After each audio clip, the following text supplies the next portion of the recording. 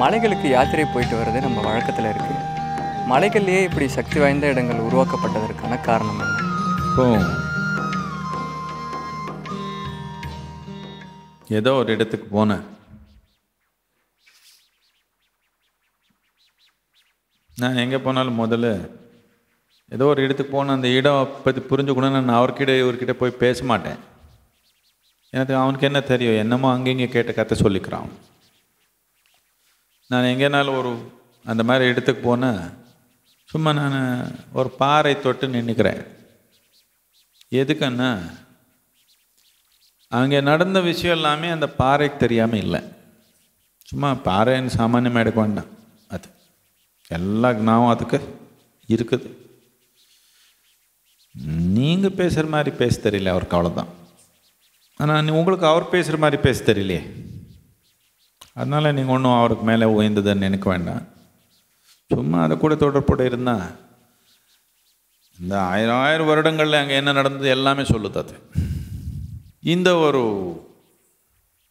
அடிப்படை வச்சு தான் நம்ம நாட்டில் எதனால் ஒரு ஞானம் அது இருந்தால் அது மக்களுக்கு பரிமாற முடியாது சாமானியமாக. என்னத்துக்குன்னா அந்த மாதிரி சூழ்நிலை சாமானியமாக ஒரு யோகிக்கு அந்த மாதிரி சூழ்நிலை கிடைக்காது பரிமாற மாதிரி. இப்போ என்னுடைய வாழ்க்கையிலையோ எனக்குள்ளே என்ன இருக்குதோ இதில் 2% மக்கள் கூட பகிர்ந்துக்க முடியும்னா பெரிய வேலை. மித்ததெல்லாம் எனக்குடைய போதும் என்னமோ. என்னென்ன இது கற்றுக்க கொடுக்க முடியாது, உட்கார வச்சு கிளாஸ் பண்ணி கற்றுக் கொடுக்க முடியாது. ஊற்ற முடியும். ஊற்றணுன்னா இந்த செம்பு பாத்திரம் மாதிரி காலியாக இருந்தால் தானே ஊற்றிக்க முடியும். உங்களுதே எவ்வளவோ இருக்குது, ஏன்னா ஊற்றுறது அதுக்குள்ளே, அதில் ஒன்றும் ஊற்ற முடியாது.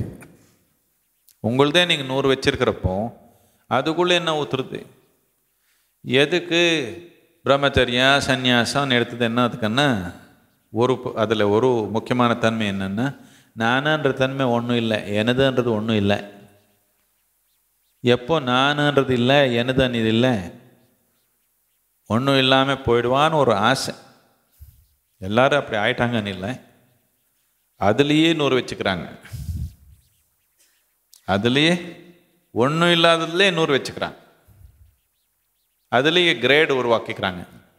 நடக்குது சன்னியாசிக்குள்ளே கிரேடு இருக்கிறதுல. அது அப்படி ஒன்றும் இல்லாமல் போகணுன்ற ஒரு சாதனை. எதுக்கு ஒன்றும் இல்லாமல் போகணுன்னா, அருள்ன்றது நமக்குள்ளே இறங்கணுன்னா இடம் இருக்கணும் தானே. ஏதோ ஒன்று இறங்கணும்னா இடம் இருக்கணும் தானே. இதே நமதே கத்தை ஃபுல்லாக இருந்தால் என்ன இறங்க போகுது? அதுக்குள்ளே ஒன்றும் இறங்காது. இதனால் பல யோகி என்ன பண்ணாங்கன்னா, அவருக்கு தெரிஞ்சது எல்லாமே ஏதோ ஒரு சாமான்யமாக ஒரு சிகரத்தில் இல்லை, ஏதோ ஒரு குகையில், ஏதோ ஒரு காட்டுக்குள்ளே ஒரு இடத்துல, எந்த மாதிரி இடம் எப்போவுமே பார்ப்பாங்கன்னா அவர் மக்கள் ரொம்ப சுலபமாக அங்கே போக முடியாது. ஆனால் போகவே முடியாதுன்னு இல்லை, கொஞ்சம் உறுதியாக இருந்தால் போக முடியும். அந்த மாதிரி இடத்துல ஒரு பாறையில் அவருக்கு இருக்கிற ஞானம் எல்லாம் அதில் ஊற்றிடுவாங்க. என்னத்துக்குன்னா அது ஊற்றுற மாதிரி மனிதன் கிடைக்க மாட்டாங்க அவருக்கு, அதனால இந்த பாறையில் போட்டுடுவான். இந்த மாதிரி இடங்கள் நம்ம நாட்டில் ஆயிரக்கணக்கில் இருக்குது. அதில் ரொம்ப அதிசயமான தீவிரம் அண்ணா கைலாஷ் பர்வத்தம். மனிதனு என்னென்ன புரிஞ்சுக்கணும்னு விரும்புகிறானோ எல்லாமே ஒரு இடத்துல சேர்த்து வச்சுட்டாங்க. இது ஒரு மனிதன் சேர்த்துல பல மனிதர் போய் அங்கே சேர்த்துட்டாங்க. இந்த வெள்ளங்கிரி மலை மேலே இருக்கிற ஒரு சூழ்நிலையும் அதே மாதிரி இருக்குது. இது கூட ரொம்ப பிரமாதமான நிலை தான். அந்த அளவில் அந்த அளவுக்கு இல்லை, ஆனால் தீவிரத்தில் தன்மையில் அதே அளவுக்கு இருக்குது.